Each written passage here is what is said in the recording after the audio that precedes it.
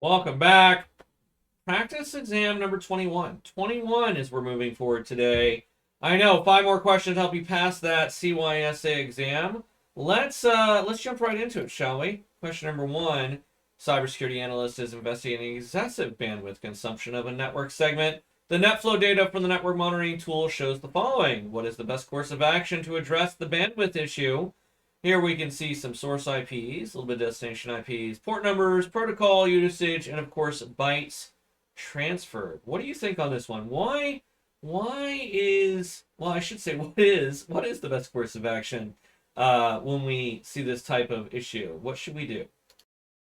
All right, gonna give you about 10 more seconds to go through this as we go through. Remember, we have a little bit more lead time. We have a little bit more lead time with CYSA than we did with Network Plus or Security Plus, but we don't have all the time in the world.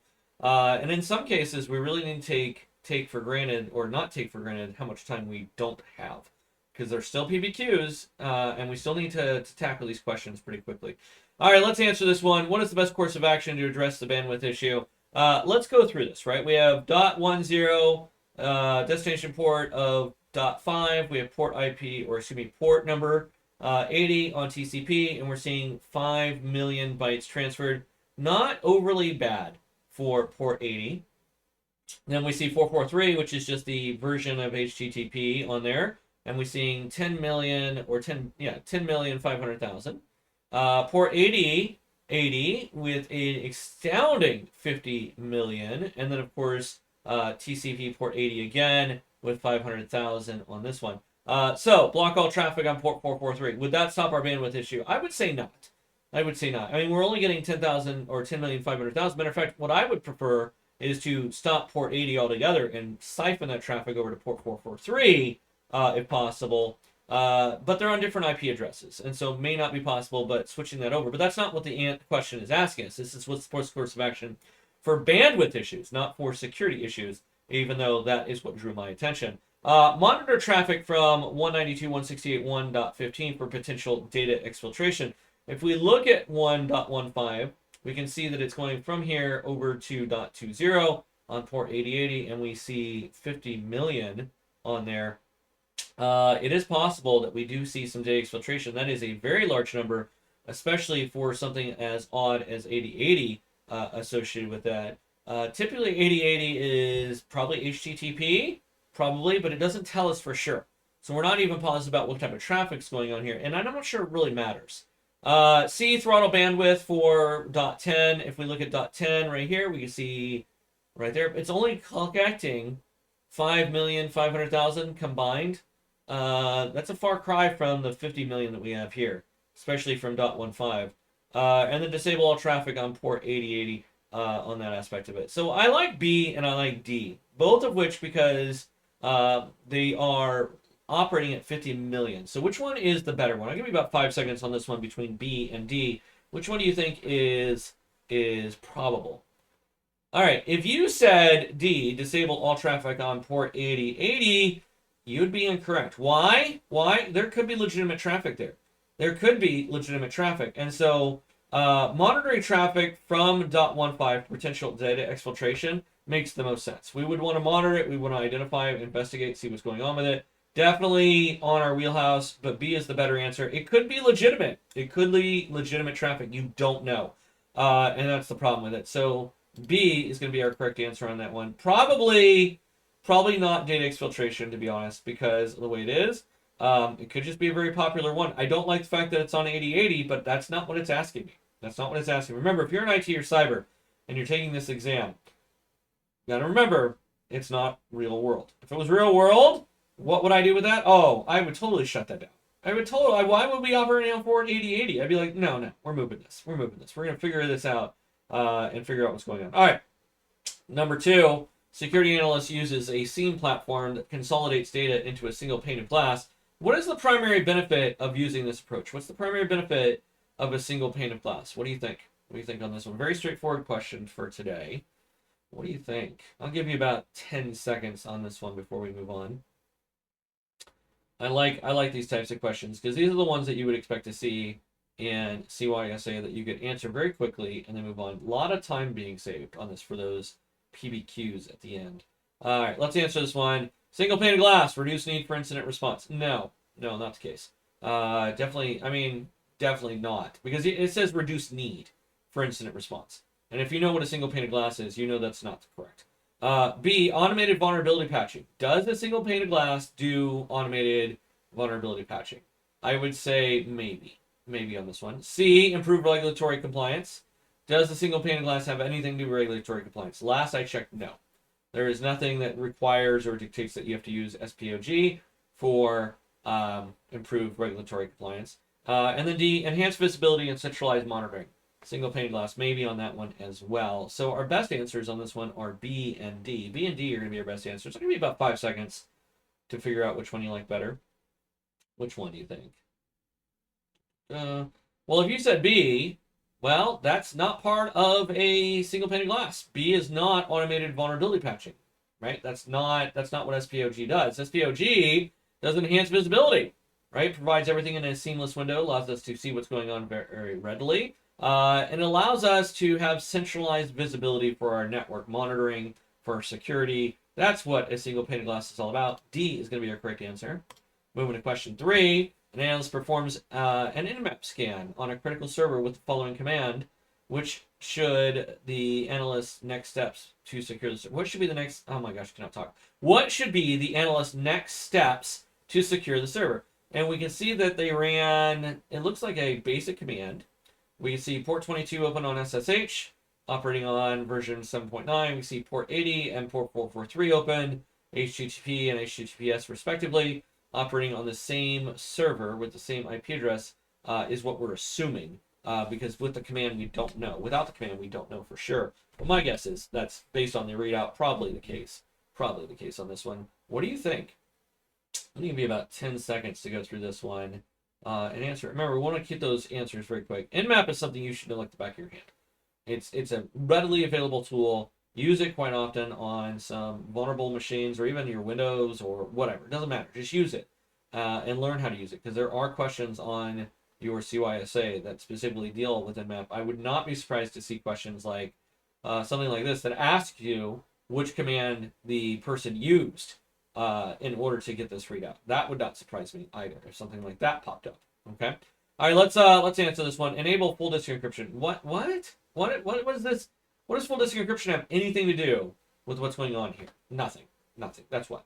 So A, obviously wrong. Apply input validation on web forms. There's nothing on our Nmap scan that suggests that anything would be amiss for those web forms. That's nothing here. Block all traffic on port 22. Do we want to block traffic on port 22? I mean, at least so far, that's actually a valid answer. And so C, definitely maybe. D, disable HTTP and force all traffic over HTTPS. All right, so it's really between C and D. It's really between C and D because A and B make no sense whatsoever. And this is typical of CompTIA, where they give you a couple of answers that you can just write off, like 50%, boom, done, just by understanding the tool. And so I'll give you about 5 seconds on this one. Between C and D, what do you think? What do you think? If you said block all traffic on port 22, I would ask you why. Because the right answer is going to be D. Block HTTP traffic, force it over to HTTPS. Why? I don't want unencrypted traffic on my web servers. This is not the early 80s or 90s or even 2000s, right? Oh man, God, I'm old. It is 2024, almost 2025 when I made this video. We are definitely going to shift everything over to HTTPS. Makes the most sense. That's going to be our answer. Boom, D. All right, moving on to question number 4.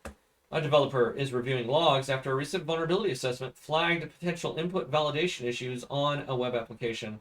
What should be implemented to prevent these types of attacks?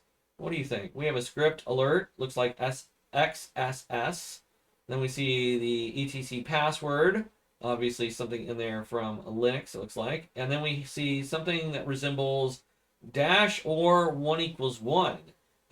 Yes, I'm fully aware what that type of attack is. Are you aware of what type of attack that is? What do you think? What do you think on this one? This is something you should be able to quickly understand and quickly read without too much of an issue. It really is. If you can't read this, if this is just blowing your mind, we need a little bit of study. We need to do a little bit of study, because I guarantee you'll see something like this on your exam. I guarantee it. You're going to see something like this on it. And you should know by looking at this what's going on. All right. All right, let's answer this one. If you need more time, of course, you could pause that video. All right, so what are we looking at here? We can see XSS. That's cross-site scripting, right? We can see that that's an alert that was put in. We see that. And it looks like they're trying to get access to the passwords. And then we see an SQL injection that DAC or apostrophe and then or 1 equals 1. That 1 equals 1 is definitely part of an SQL injection.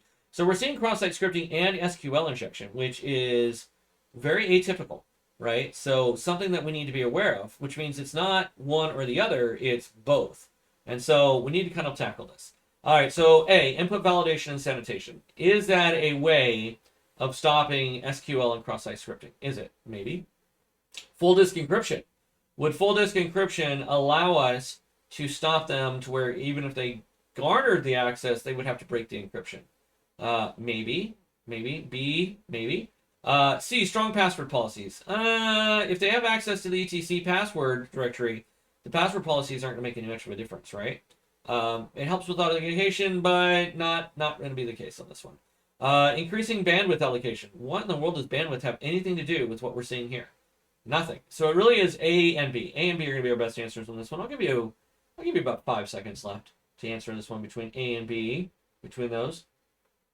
All right, if you said B, full disk encryption, I'm sorry, you would be incorrect. Full disk encryption is for data at rest. In this case, it would be data in use, possibly data in transit, depending on how it's being utilized, but definitely not data at rest. And input validation and sanitation is the #1 way to stop these types of attacks, right? Especially SQL injection.